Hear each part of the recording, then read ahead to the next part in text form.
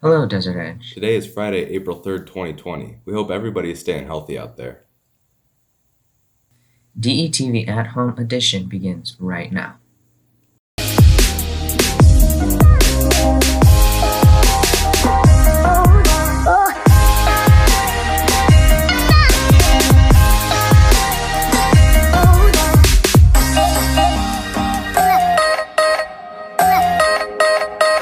Coming up on today's show, we'll have important updates regarding school closures. And travel is limited and people aren't getting out much, but one iconic tourist attraction celebrates its birthday today.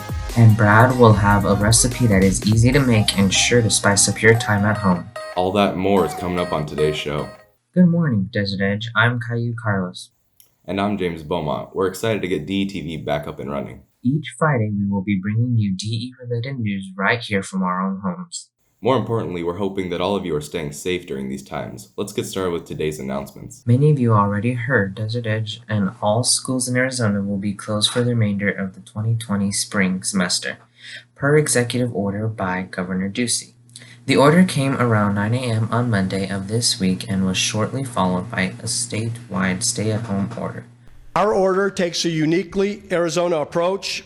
It's a holistic approach that prioritizes all of public health, placing a focus on staying home to slow the spread. Although physical school buildings are closed, curriculum will continue online. Due to the increased length of school closures, the Agua Fria Union High School District has expanded their food service grab-and-go sites. Information on where grab-and-go sites are located will be on the district website at aguafria.org. The Agua Fria District, along with 30 other schools statewide, have postponed graduations possibly until June or early July. Updates can be found via their website at aguafria.org. Students who have not received their caps and gowns will be able to pick them up once the schools have established a grab-and-go site. We are assured that the process will not require those picking up caps and gowns to leave their cars. Amid the news of extending school closures, the district is modifying Wednesday's schedule next week. The schedule will remain the same on Mondays, Tuesdays, Thursdays, and Fridays, with teacher office hours running from 9 a.m. till 2 p.m. Wednesdays will now be used as an academic overtime day to help students work on their assignments. No new assignments or essential questions will be given on Wednesdays. Math and science teachers will be available to help from 9 a.m. till 10 a.m. ELA and history teachers will be available from 10 a.m. to 11 a.m. And CTE, PE, and art teachers will be available to help from 11 a.m. till noon.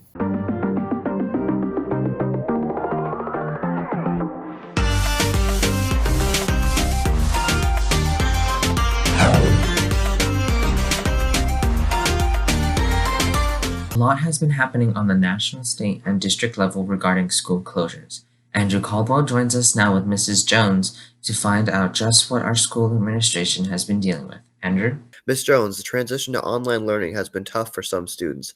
I'm sure it's been hard for you and the other administrators. What were your initial thoughts when it was decided that DE would be starting distance learning? Well, as you can imagine, it was a little overwhelming at first. However, DE has been in a really great position with the one-to-one. Many of our teachers were already using Google Classroom, so students were familiar with that platform. So we were really in a great position to be able to pull off this online virtual environment more so than any of the other districts around us. So there was a lot of moving pieces and a lot of very quick planning and training for teachers to get you guys literally online within a day and a half. That's when we kind of find out this is what we were going to do. But I think we did a really great job and everybody's doing fantastic. And we have about a 90% attendance rate and participation rate from our kids. So I think that's even better than maybe on a regular school day with kids sitting in a classroom that are not really engaged. Definitely. What should students do if they get sick? That would be horrible. Would they be held accountable for missing online learning? So right now we're taking attendance through our essential question, and we're really just trying to keep track of you guys and make sure that you are present and you're taken care of. As far as the 10-day drops and things like that, we're really not looking at making those punitive if you are sick. If you can go in and do the essential question even after the fact, that would be okay, because we just want to make sure you're online, you're doing what you need to be doing. And there's some new information going to be coming out within the next day or two regarding how we're going to grade you. And so that is really going to impact you guys a little bit different than what we've been doing right now. So I know that Governor Ducey has just released a statement saying that all schools are closed throughout the rest of the year. Mm-hmm. With our school closed, there are still a lot of loose ends to tie up before the end of the school year. Are there any plans on how to deal with turning in Chromebooks, getting caps and gowns for the seniors, etc.? So we just sent out a parent communication regarding all of that just the other day. So it is on our plate of things that we need to figure out. It really is my hope that by May, we will be able to get out and be normal again as far as accessing our building, being able to be together, that we won't have all these strict requirements. So we're waiting to see what is going to happen. I want to get through April 30th. And like I said, my hope is that by that time, maybe we can get back into our bookstore. Maybe students can come back into the campus and turn in Chromebooks, and we can kind of do all of the school business pieces. School, is still going on. It's just the building that's closed. And even though you guys are going to finish online through the rest of the year, doesn't mean that we won't necessarily be able to start resuming some of our other activities. Okay. So let's say I have an issue with my Chromebook and it won't work. Mm-hmm. Is there a way that I can get it repaired or replaced? Oh my gosh, yes. So there has been 1,000 communications out there regarding what you need to do if you're having problems with your Chromebook, your charger, your internet, your technology. I even believe Miss Daly has put it on the screen of your Chromebooks. It's in our website, it's on our social media. So we have all that in place to help students and parents that have those technology problems or issues. So if we are turning in Chromebooks and such, would we have to go in one at a time into the school? Well, my hope is that by May, we'll be able to be able to mingle and be normal. Like, that's my Okay. hope.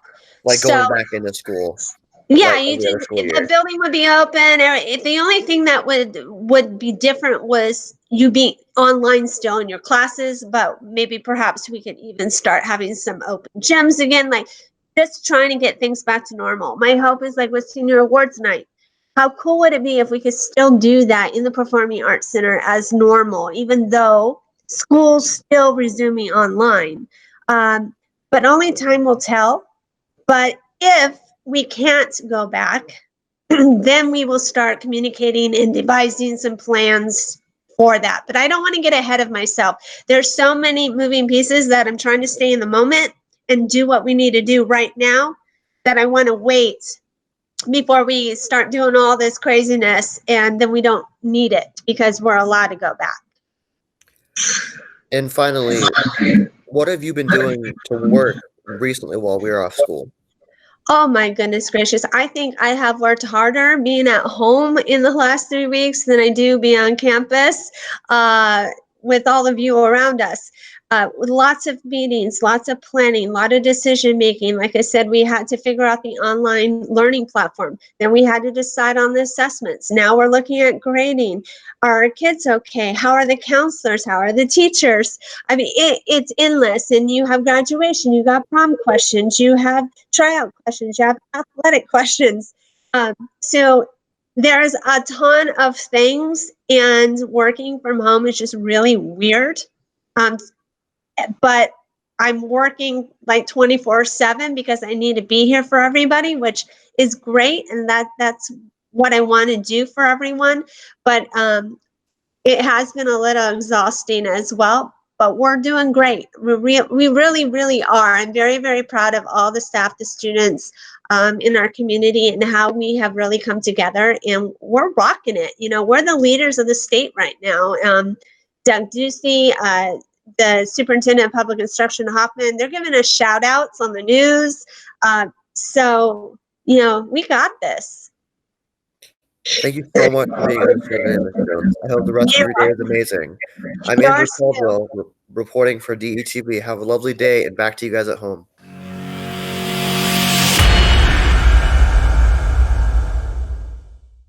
In March, we all left Desert Edge for a much-needed spring break. Students look forward to beaches, travel, family time, and relaxation. But soon we all learned that our spring break would be extended. Fast forward, and we aren't on break. Schoolwork, essential work, and more continues, but our lives have been affected in one way or another by the COVID-19 pandemic and the resulting stay-at-home order. DETV reporters Annette and Dulce Duarte look in on how this new normal has affected those at Desert Edge. These days, all people do is talk about COVID-19. It has affected many countries, including ours. The governor has taken action by closing all our schools down. As students, we have to stay at home in order to prevent the virus. Many students are bored because they can't hang out with friends. Honestly, the coronavirus has affected me in more of a negative way, for the reason being that I am a senior and, none of us expected our last year of high school to go down like this. And also, we're more limited on doing a lot of things we were able to do before, and it kind of just makes you realize how much you've taken for granted. The virus has canceled many things like festivals, tours, social gatherings, and many other things. But at our school, it has canceled prom. How I feel about prom being canceled. I think it's really unfortunate. Within these 4 years, these seniors have been preparing themselves for not only graduation, but for prom. Prom is a celebration. It's our halfway mark. It's our, we did it. We're about to finish. This is us having fun together as a class, and now we're not even going to be able to experience that. Not only did the virus cancel prom, it also postponed graduation for seniors. I feel kind of sad and devastated. I've been waiting 4 years for this moment to walk the stage. Most people miss school for different reasons, probably to see teachers, friends, or just because they don't want to be home. One thing that I miss about going to school is seeing my friends every day and being able to socialize with them.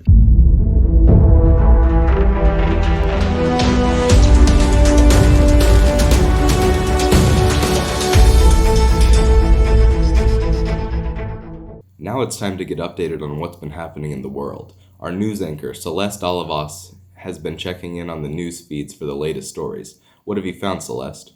Thanks, guys. I've been doing my best to find the latest national and international stories. Today we have confirmed cases worldwide, extended lockdowns around the world, and the dramatic effect lockdowns are having on pollution. Let's get started.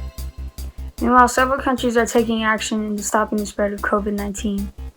Italy, Germany, and Pakistan are among countries who are extending their lockdowns. The novel coronavirus has infected nearly 1 million people, with just over 937,000 confirmed cases and 47,000 coronavirus-related deaths worldwide. The U.S., taking the worst hit, has reported 216,500 cases and 5,100 deaths. On the bright side of things, since India announced their nationwide lockdown a week ago, data shows that main cities are already showing much lower levels of harmful pollution, with some claiming that the sky has been the bluest that they have ever seen. That's all I have for you guys today. Back to you guys.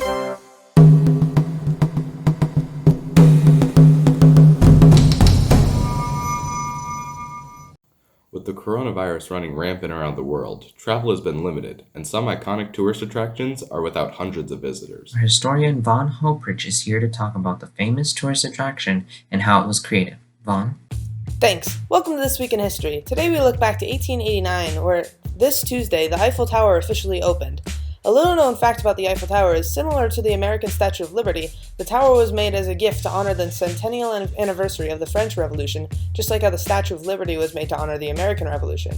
That's all for today. I hope you enjoyed. Do us a favor and stay inside. Keep healthy. That's it for me. Back to you. Thanks for that, Vaughn. Hopefully when the virus clears up, we'll be able to come again and enjoy those great tourist attractions. And while we are all staying at home, finding a way to stay entertained, it can be hard. But Hayden Ramos joins us now with the new console video game that is attracting a lot of players. Thanks, guys. With the current situation, I've been finding that I have a lot of time on my hands. Video games have really been helping me cope with the boredom. So each week, I'll be sharing a few of my favorite games. Today we look at the Nintendo Switch blockbuster game, Animal Crossing. The concept goes like this. The player is tasked with creating a booming, vibrant town out of a desert.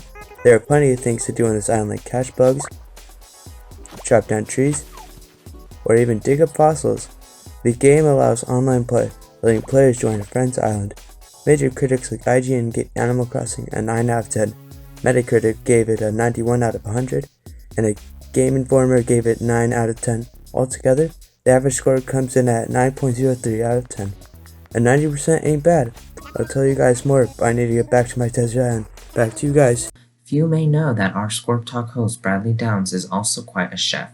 Each episode, Brad will be showing us some recipes that are easy to make at home.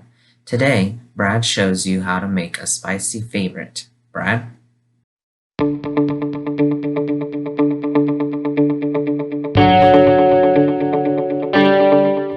Hello and welcome to my first ever episode of my cooking show. Today we'll be making some fresh salsa with these ingredients. The ingredients we'll be using today will start off with some fresh tomatoes, some green onions, a red onion, some canned tomatoes, salt, and last but not least, a jalapeno pepper. So first off, we're going to be cutting some green onions. You don't have to cut them too small because we're going to put them in the blender anyway. And once we're done with that, we can push them to the side to make room for the next thing that we're going to start cutting. So the next ingredient are the tomatoes. We're going to cut off the stem. We're going to start cutting them into quarters.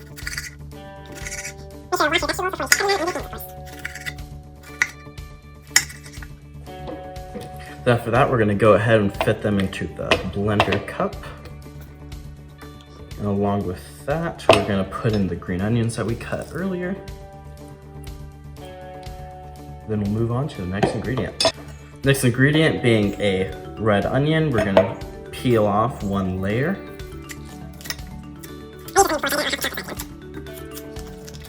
We can go ahead and put the other layer away.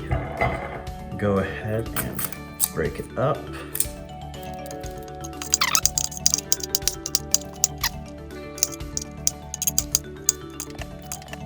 Once we're done cutting these, we don't want to use all of them to not make the salsa too oniony, so we'll just start off with a little bit and go ahead and put it into the cup. And there we go. Now we just have 2 more ingredients to put in. And just to give the sauce a little bit more texture, we're going to be putting in some canned onions. Then we're going to top it off with some salt. Don't be afraid to put a lot in, it makes the salsa much better.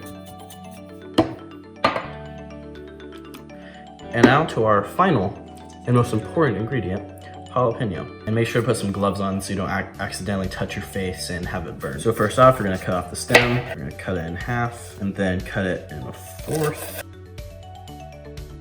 Alright, make sure not to make it too spicy, so take out the seeds, most of them at least. Alright, there's just a few seeds in there, but that won't be too bad. Go ahead and put it in. Then we put the lid on.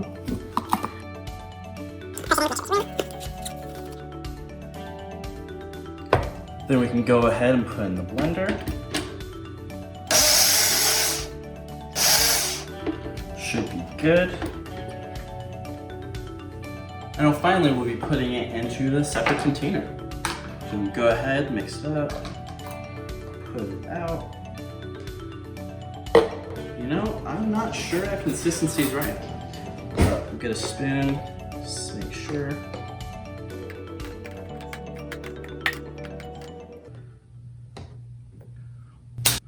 Oh, would you look at that? Perfectly good salsa. And now, the taste test. Go ahead, scoop it. Pretty good. Well, there you have it. You now know how to make some fresh salsa with some fresh ingredients from the store.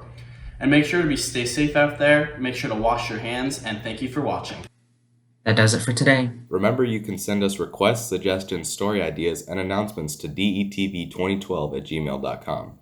Until next time, I'm Caillou. And I'm James Beaumont. Have a great day and stay healthy, Scorpions.